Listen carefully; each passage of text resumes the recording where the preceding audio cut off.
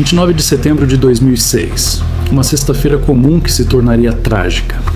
A manhã do dia 29 de setembro de 2006 começou como qualquer outra no Aeroporto Internacional Eduardo Gomes, em Manaus, o voo 1907 da Gol. Linhas Aéreas estava programado para decolar às 14h30, horário local, com destino ao Rio de Janeiro, fazendo escala em Brasília. A aeronave, um Boeing 737-800, matrícula PR-GTD, era relativamente nova, tendo sido entregue à companhia apenas um ano antes, em setembro de 2005. O comandante Décio Chaves Júnior, de 44 anos, e o copiloto Tiago Jordão Cruzo, de 22 anos, completaram todos os procedimentos de pré-voo.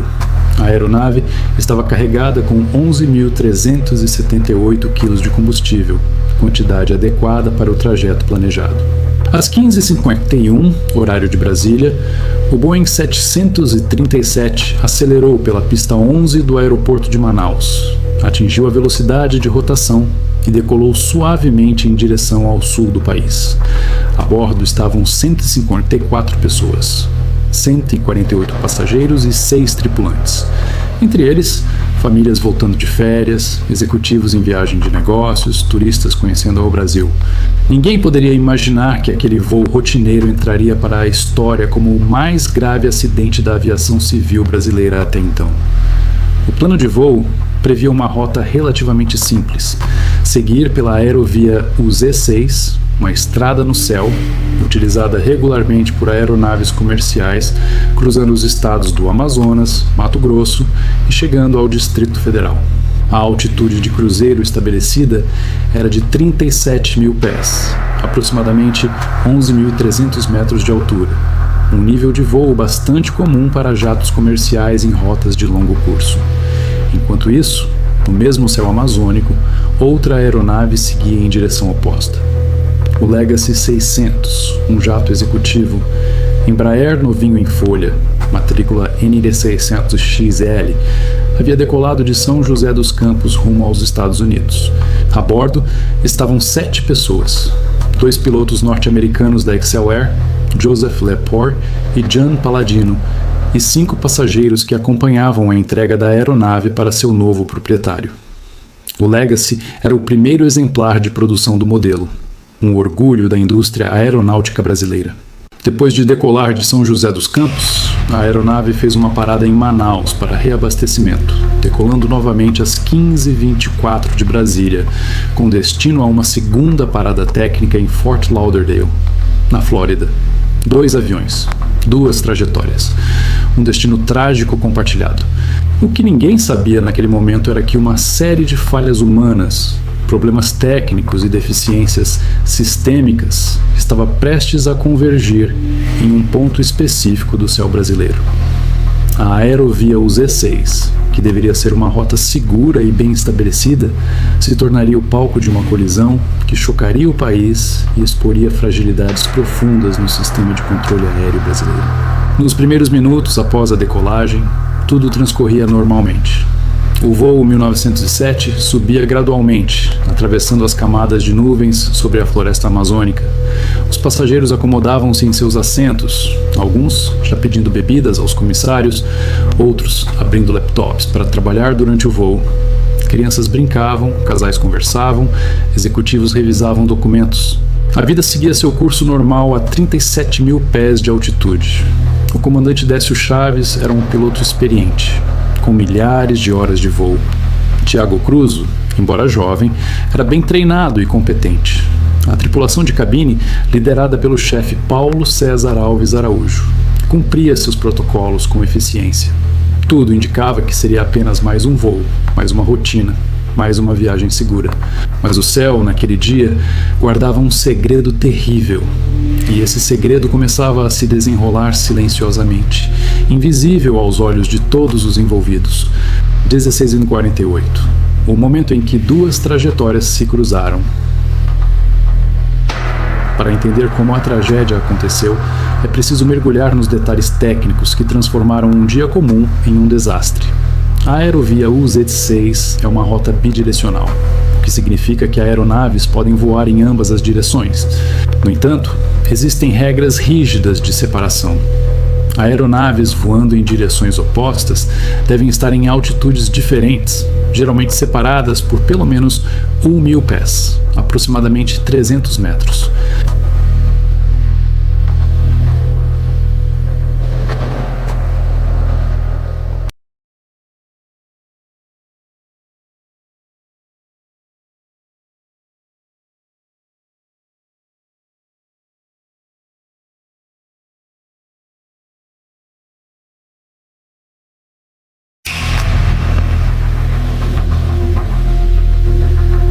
Como isso foi possível? A investigação posterior revelaria uma cadeia complexa de erros e falhas. Vamos começar pelo Legacy. Quando a aeronave decolou de Manaus, recebeu autorização para subir ao nível 370. Mas o problema mais grave estava por vir. O Legacy estava equipado com um transponder, dispositivo essencial que transmite continuamente a posição, altitude e identificação da aeronave para os radares do controle de tráfego aéreo. Por razões que só seriam descobertas depois, o transponder do Legacy foi desligado ou parou de funcionar durante o voo. Sem o transponder ativo, o Legacy tornou-se praticamente invisível para os controladores de tráfego aéreo. No jargão da aviação, a aeronave estava voando cego para o sistema. Os radares primários ainda podiam detectar a aeronave, mas sem as informações vitais de altitude e identificação que o transponder fornece. Enquanto isso, o voo 1907 da Gol seguia sua rota normalmente. A tripulação não tinha como saber que uma aeronave estava vindo em sua direção na mesma altitude e invisível ao controle de tráfego aéreo. O sistema TCAS, Traffic Collision Avoidance System, que deveria alertar ambas as aeronaves sobre o risco de colisão, dependia justamente dos sinais dos transponders para funcionar adequadamente. O Centro de Controle de Área de Brasília, ACCBS, estava operando naquele dia com limitações. A infraestrutura do controle aéreo brasileiro em 2006 tinha deficiências conhecidas: radares antigos, sistemas de comunicação não integrados, telas que não mostravam todas as informações necessárias simultaneamente.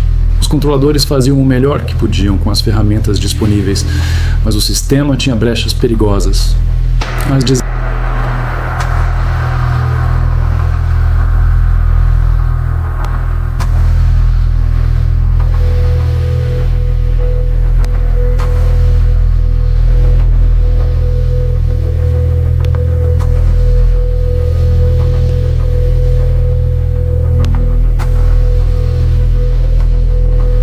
A ponta da asa esquerda do Legacy colidiu com a parte superior da fuselagem do Boeing 737-800 da Gol, próximo à asa esquerda da aeronave comercial. O impacto foi devastador, mas assimétrico. O Legacy, menor e mais leve, teve aproximadamente 2 metros de sua asa esquerda arrancados. O dano era grave, mas não fatal para a aeronave executiva. Já o Boeing 737 sofreu um golpe catastrófico.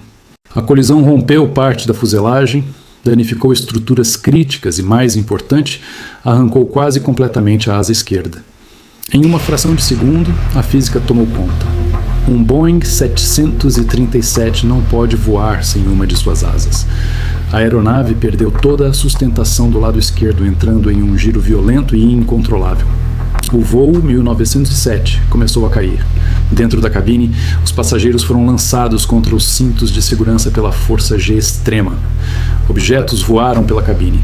Os motores, ainda funcionando, rugiam enquanto a aeronave girava. O painel de instrumentos dos pilotos mostrava alertas vermelhos por toda parte. Mas não havia nada que pudessem fazer. A aerodinâmica da aeronave estava completamente comprometida. O Boeing 737 caiu em espiral, acelerando à medida que descia. Os 11.300 metros de altitude se transformaram rapidamente em 10.000, depois 8.000, 5.000. A selva amazônica se aproximava a uma velocidade aterradora. Dentro da aeronave, o terror dos últimos momentos é inimaginável. Não houve tempo para mensagens de despedida, para orações completas, apenas o horror puro da queda. Às 16h52, 4 minutos após a colisão, o voo 1907 impactou o solo em uma área de floresta densa, na Fazenda Boa Esperança, no município de Peixoto de Azevedo. O impacto foi frontal e vertical, em altíssima velocidade. Não houve sobreviventes. o pouso impossível e o resgate. O Legacy e seus 7 sobreviventes. Enquanto o voo 1907 da Gol caía em direção à floresta, dentro do Legacy 600 a situação era de completo caos e confusão. Os pilotos Joseph Lepore e Jan Palladino sentiram um tremor violento seguido por uma vibração anormal. Luzes de alerta começaram a piscar no painel. Algo havia atingido a aeronave, mas eles não sabiam exatamente o que. A primeira reação foi verificar os sistemas. Os motores continuavam funcionando. Os controles de voo respondiam, mas de forma estranha. A aeronave puxava fortemente para a esquerda. Lepore, que estava aos comandos, precisou fazer força constante no manche para manter o jato nivelado. Eles não sabiam, mas estavam voando com cerca de 2 metros de asa arrancados. Os pilotos declararam emergência e pediram autorização para desviar para o aeroporto mais próximo. A comunicação com o controle estava difícil. Parte da antena havia sido danificada na colisão. Depois de avaliar as opções, decidiram seguir para a base aérea de Cachimbo, uma instalação militar no sul do Pará, a cerca de 200 quilômetros de distância. O voo até Cachimbo foi tenso. A aeronave estava controlável, mas instável. Cada movimento precisava ser cuidadosamente calculado. Os passageiros, abalados, aguardavam em silêncio enquanto os pilotos concentravam toda a sua atenção em manter o Legacy no ar. Eles ainda não tinham ideia do que havia acontecido com o outro avião. Aproximadamente às 17h50, mais de 1 hora após a colisão, Lepore e Palladino iniciaram a aproximação para Cachimbo. Sem o transponder funcionando e com danos estruturais, o pouso seria extremamente arriscado. A base aérea de Cachimbo é uma pista militar em meio à selva, sem a infraestrutura de um aeroporto comercial. Os pilotos reduziram a velocidade gradualmente, mantendo o controle com esforço. A aproximação foi longa e cuidadosa. Quando as rodas finalmente tocaram a pista, foi com um impacto mais forte que o normal. A asa danificada afetava a aerodinâmica na fase final, mas a aeronave desacelerou e parou. As 7 pessoas a bordo do Legacy estavam salvas. Foi só ao saírem do jato que a magnitude do dano ficou clara. A ponta da asa esquerda estava brutalmente amassada, com aproximadamente 2 metros faltando. Era quase um milagre que tivessem conseguido pousar. E foi quando começaram a fazer perguntas que a terrível verdade emergiu. Havia outro avião envolvido. E esse outro avião não teve a mesma sorte. A busca na selva.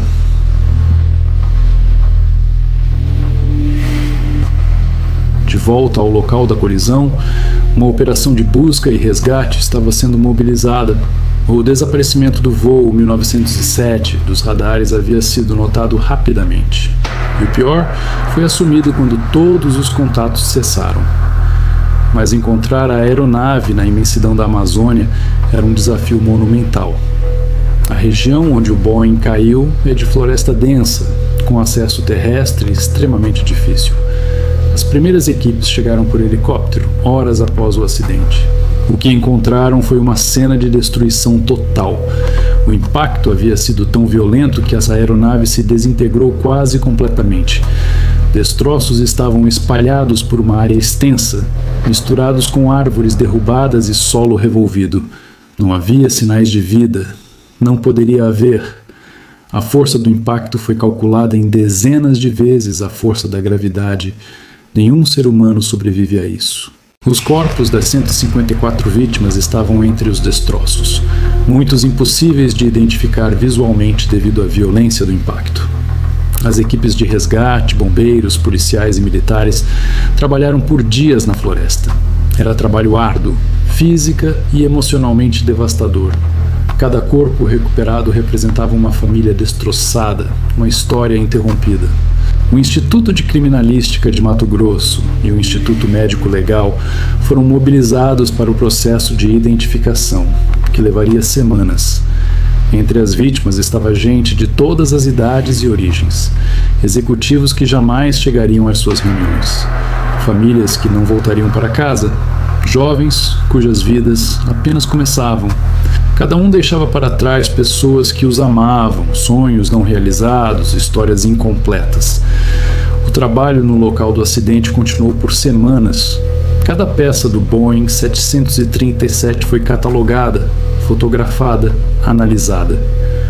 Os investigadores do CENIPA, Centro de Investigação e Prevenção de Acidentes Aeronáuticos, vasculharam cada detalhe, procurando entender exatamente o que aconteceu. As caixas pretas, o gravador de voz da cabine e o gravador de dados de voo foram recuperadas e enviadas para análise. O que essas caixas pretas revelariam nos meses seguintes seria ainda mais perturbador do que muitos imaginavam. Não foi apenas um acidente, foi uma falha sistêmica, uma confluência de erros humanos, deficiências de equipamento e problemas institucionais profundos. O trabalho do CENIPA e as revelações chocantes, a investigação do acidente do voo 1907 foi uma das mais complexas e controversas da história da aviação brasileira. O CENIPA liderou o processo, seguindo protocolos internacionais estabelecidos pela ICAO, Organização da Aviação Civil Internacional. A premissa fundamental dessas investigações não é punir culpados, mas entender causas para prevenir futuros acidentes. As caixas pretas forneceram dados cruciais. O gravador de dados de voo mostrou claramente que ambas as aeronaves estavam no nível 370, 37 mil pés, no momento da colisão. Confirmou também a trajetória de queda do Boeing 737, um mergulho incontrolável após perder sustentação da asa esquerda. O gravador de voz da cabine capturou os últimos momentos, incluindo os alertas de sistemas e as tentativas desesperadas da tripulação de recuperar o controle. Do Legacy, os dados foram igualmente reveladores.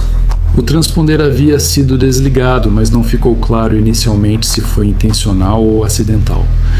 Os pilotos norte-americanos insistiram que não tocaram no transponder e que não tinham conhecimento de que ele estava desligado.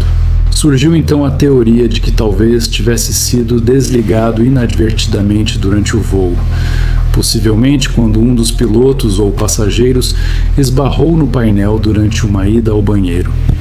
A investigação revelou também que os pilotos do Legacy nunca receberam claramente, ou não compreenderam, a instrução para subir ao nível 380.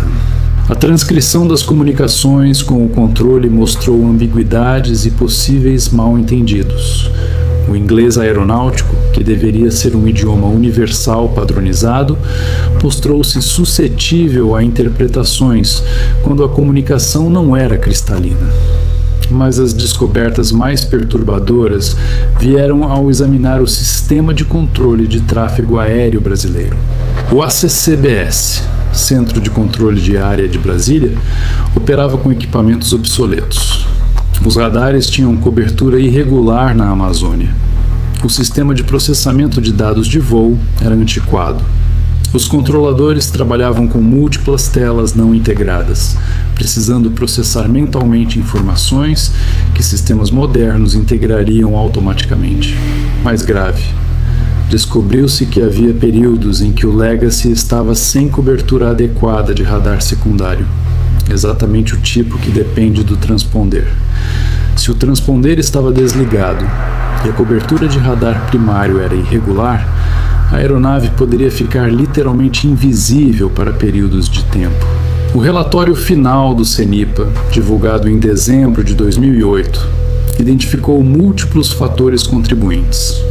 Fatores relacionados ao Legacy: transponder desligado ou inoperante durante parte crítica do voo possível, falha dos pilotos em manter a altitude designada ou em compreender as instruções de mudança de altitude, falta de familiaridade dos pilotos norte-americanos com procedimentos e espaço aéreo brasileiros, fatores relacionados ao sistema de controle, deficiências na infraestrutura de radar e comunicação, falha do controle em detectar que o Legacy estava sem transponder operante, falha em identificar e resolver o conflito de tráfego antes que se tornasse crítico.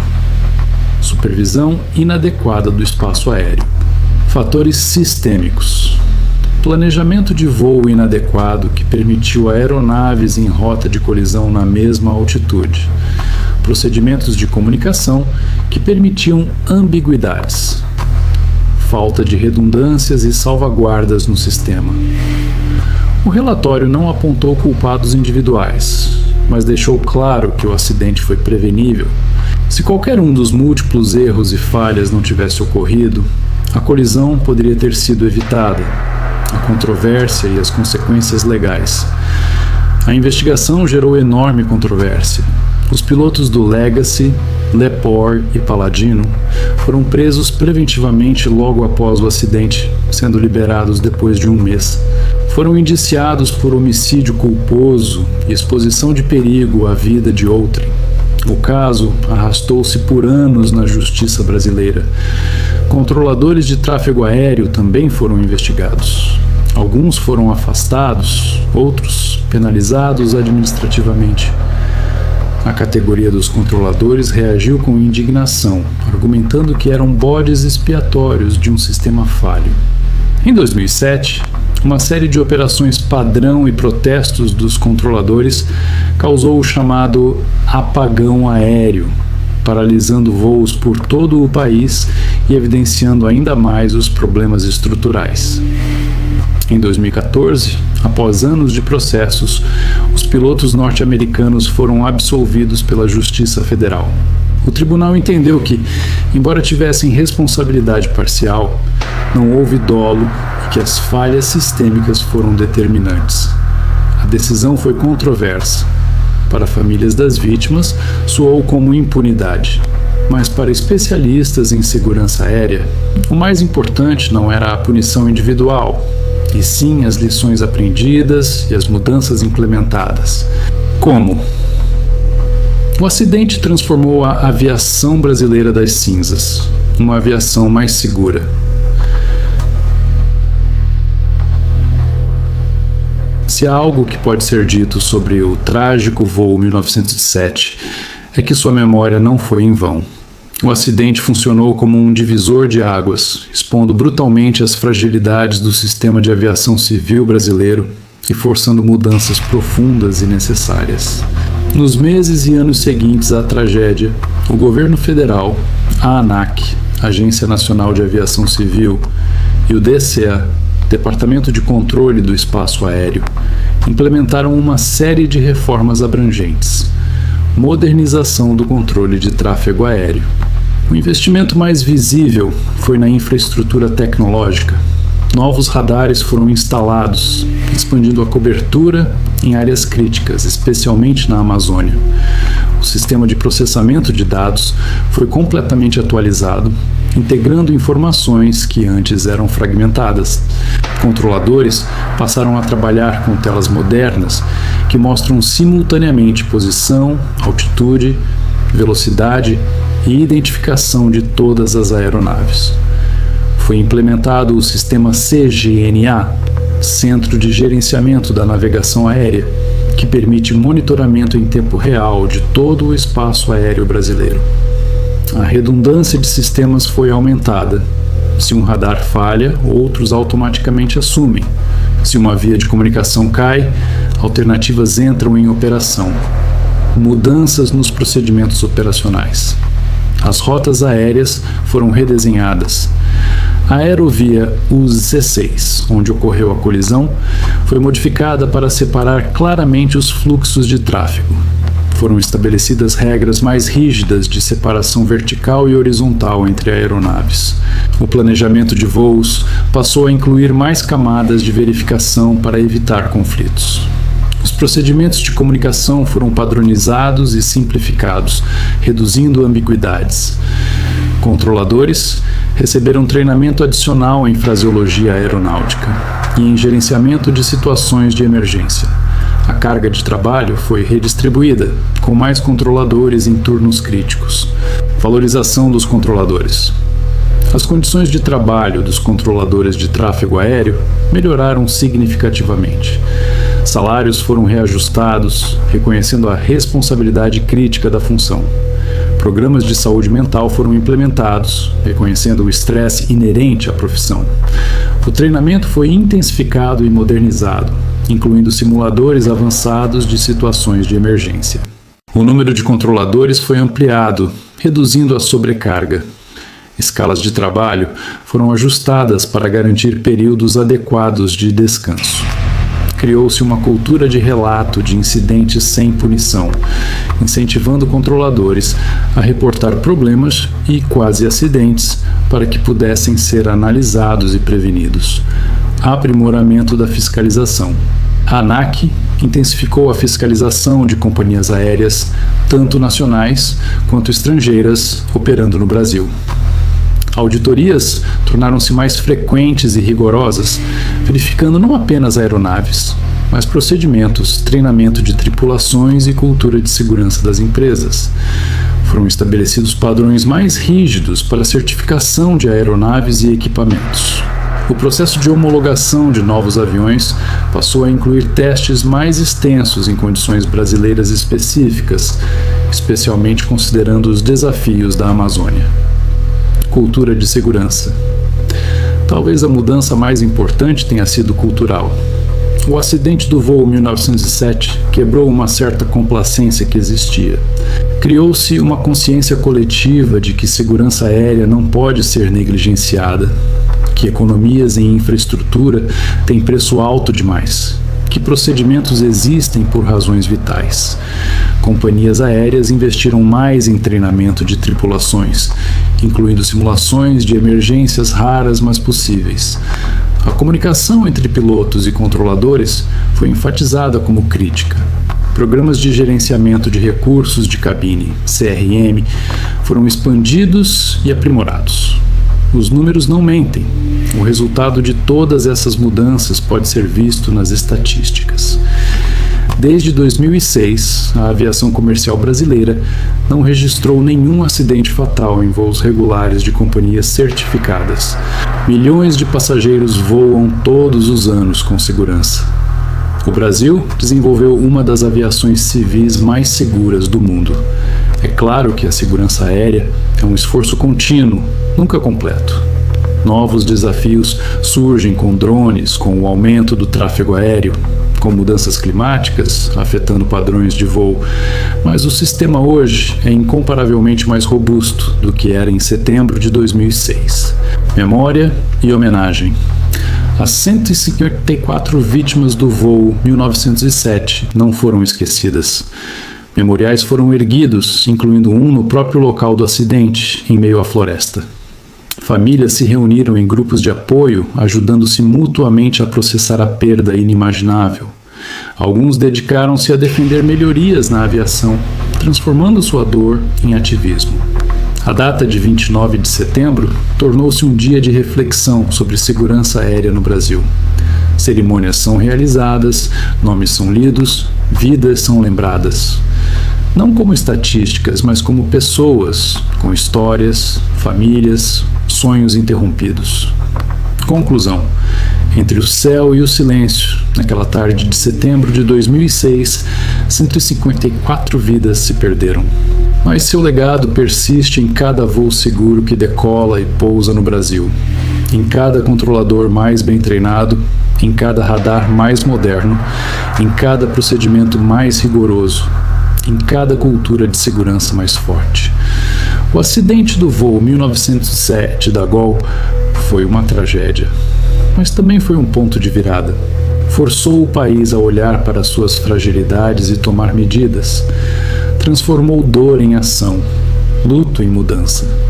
Hoje, quando um avião corta os céus brasileiros em segurança, carrega consigo não apenas passageiros, mas também a memória daqueles que se perderam e a determinação de que suas mortes não foram em vão. O silêncio após a tragédia deu lugar a um compromisso permanente, que nenhum acidente como aquele volte a acontecer nos céus do Brasil.